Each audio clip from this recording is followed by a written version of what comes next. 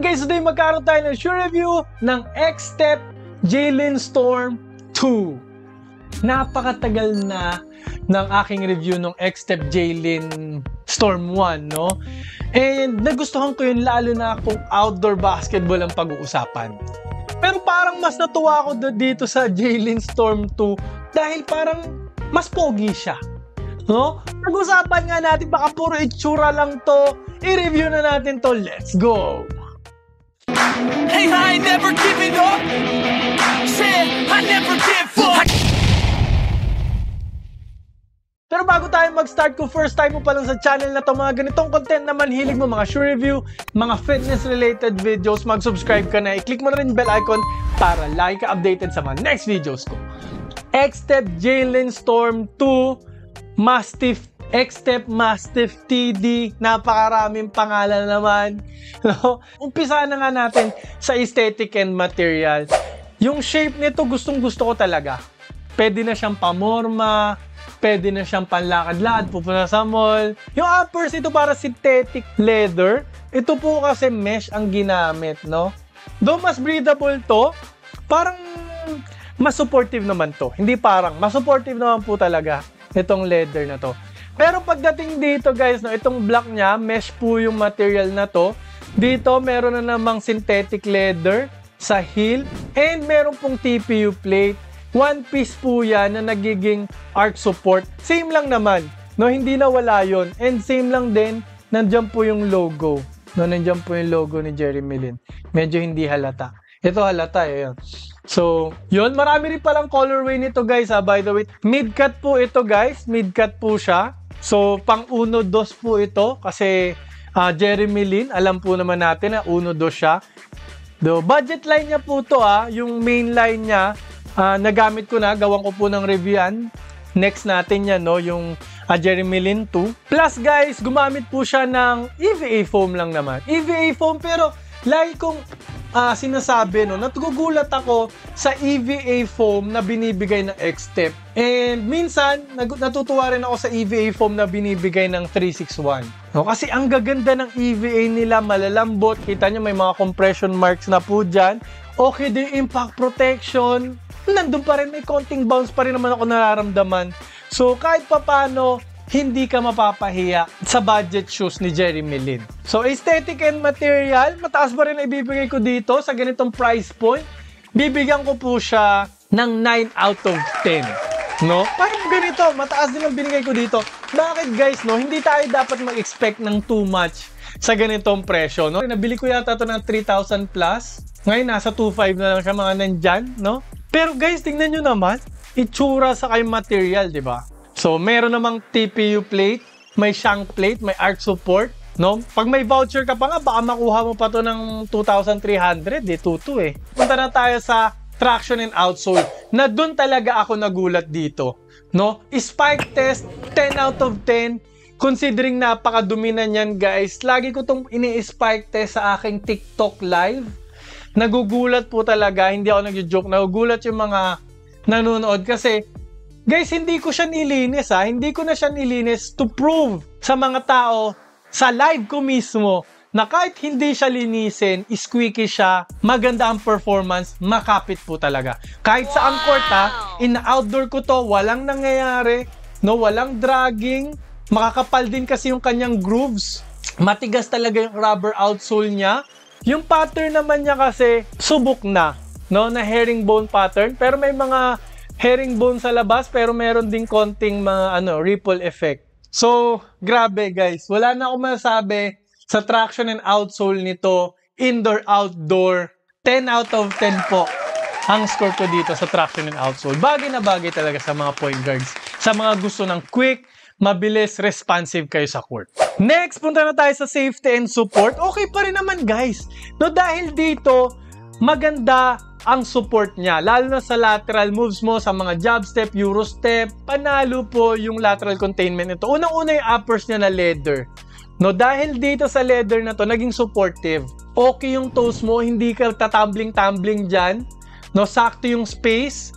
Plus nga, dahil dito sa one piece na to na arch support, kahit flat-footed ka, may arch support po yan, okay yan, panalo yan para sa'yo, no?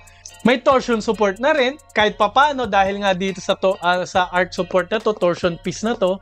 And buti na lang umabot to hanggang dito, no? Umabot siya malapit sa heel counter.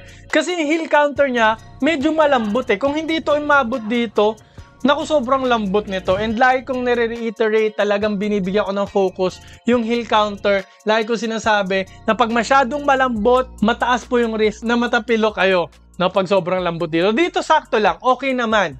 Dahil nga umangat dito. Buti na lang umangat. And leather naman eh. Leather naman. So, supportive naman dito kahit papano. Parang gusto ko lang ng konti pa. Konti lang. 0.5 level up lang. So, sobrang konti lang. No, na mas maging matigas pa siya. Ipe-perfect ko sana to sa safety and support eh. Kung ganun pa, no. Huwag kayo iiyak.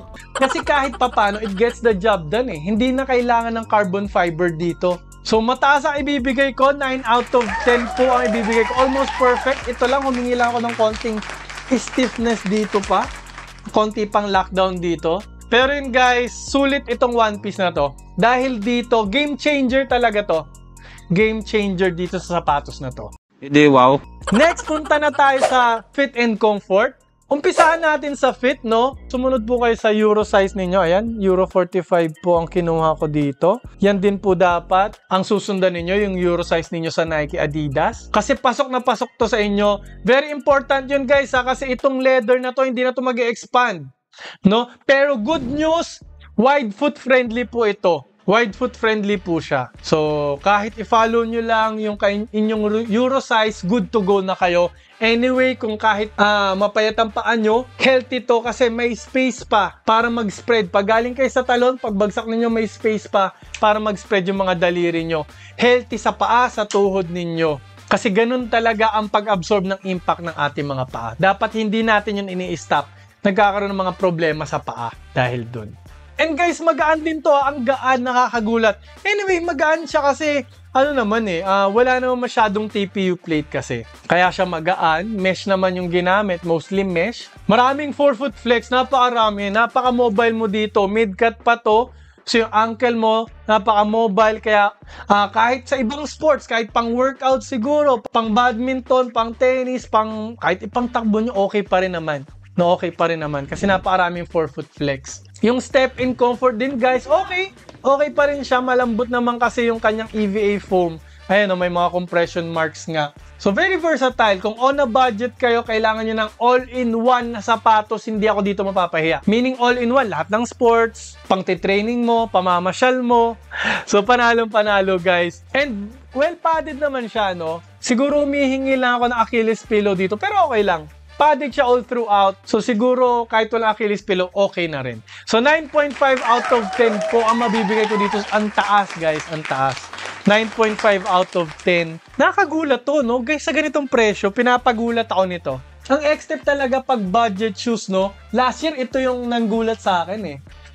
Last year, ito yung nanggulat sa akin, eh. Ito ngayon, ito ang gumugulat sa akin. Next guys, punta na tayo sa breathability. Yun medyo mahina dito sa toe area. Pero buti na lang, meron siya mga mesh na kahit paano breathable naman. And sobra naman yung butas-butas dito sa kanyang tongue area. So breathable sa tongue. Pero kasi dahil padded ito, syempre mababawasan din yung breathability. So dahil dyan guys, breathability, 8 out of 10 lang po tayo. Buti nilang ginawa niyang mesh. Kung sa breathability department, talagang tatalunin siya ng kanyang kuya, ng Jalen Storm 1. Tingnan nyo naman, may butas-butas, butas-butas din sa medial part, no? Butas-butas pa dito, mesh pa sa likod, no? Doon siya natalo. Doon siya natalo. Ito, sa likod, leather eh. So, walang vent dyan sa likod. So, yun. Doon siya natalo. Next, punta na tayo sa cushioning. EVA foam nga po guys, napakasimpleng EVA foam. As you expected sa ganitong sapatos, sa ganitong budget shoes, no? Sa ganitong price point. Pero nagulat ako nga. Lagi ko sinasabi, ang EVA foam ng X-Step, natutuwa ako. EVA foam ng 361, no? Diyan natutuwa ako sa kanila kasi okay EVA foam nila. No, panalo na. Court feel nito guys, maganda po talaga. Ramdam na ramdam mo yung court kasi medyo mababa siya, low profile po ito. Pangbagay talaga sa mga point guard, shooting guard. Kung gusto mo quick ka, responsive ride, no? Ito po bagay po sa'yo. No, pati sa likod guys, hindi siya masyadong tumataas. Yung heel drop nito, halos almost flat. Pang-gwardiya po talaga. Ngayon, nung in-outdoor ko siya, medyo naramdaman ko yung tuhod ko, I'll be honest, no? May konti akong nararamdaman, pero hindi masyado. Dahil din siguro dito, kahit papano guys, nag-absorb to ng impact ha. Guys, ang torsion plate, ang mga nasa sapatos nyo, lalo na yung mga carbon fiber, guys, nag-absorb din yun ng pressure. Shock absorption din ang ginagawa niyang isa pang benefit, no? So yan, dahil siguro dito, kahit papano, na-absorb yung impact. So, dahil dyan guys, cushioning, nagulat ako, okay pa rin. Pang point guard, pang gwardiya, bibigyan ko po siya ng 8.5 out of 10. No? Hindi naman tayo kailangan mag-expect masyado sa ganitong price point, no? Speaking of price point, sige, punta na tayo sa price tag.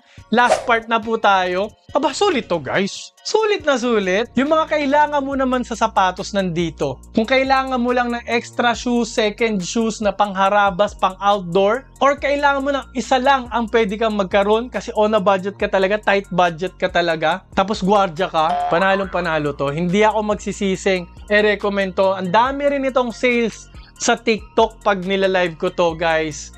Dahil nga talagang sulit po siya. Bang for a buck, isa sa pinaka-affordable ng X-Step na kailangan nyo po talagang matry. 10 out of 10 po sa price tag. Meron po akong link dyan. Shopee, Lazada, kompleto po. Mga legit seller po yan. I-click nyo lang para makabili po kagad kayo. Hindi kayo magsisisi dahil sobrang mura niya. Pwede nyong itry. No? Hindi nyo na kailangan magdalawang isip. Pero kung gusto nyo pa ng iba pang point guard, shooting guard na shoes from X-Step, maglalagay ang link dito. Yung bilog dito guys, pindutin nyo rin para makasubscribe po kagad kayo para like and updated sa mga next videos ko. Maraming po salamat sa panonood. Mag-ingat po kayo palagi and lagi nyo rin pong tatandaan to always drink your protein. Bye!